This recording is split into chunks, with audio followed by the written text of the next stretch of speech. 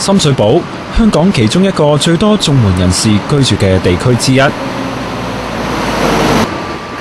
每朝天都未光晒，呢區嘅草根階層就會喺桂林街呢一帶轉嚟轉去，睇下點樣先至可以慳到一個幾毫，用嚟食多幾餐。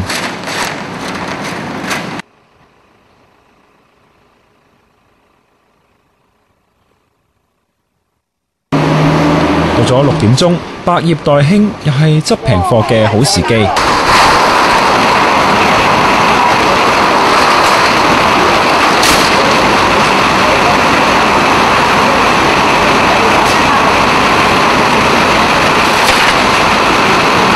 係啊，2蚊我。3蚊雞我點賣俾你啊？2蚊頭殼。幾多人嘅打機啊？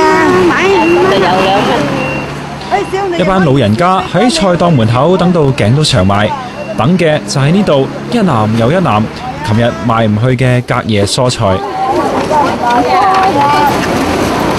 買4蚊啊！會食幾多日啊？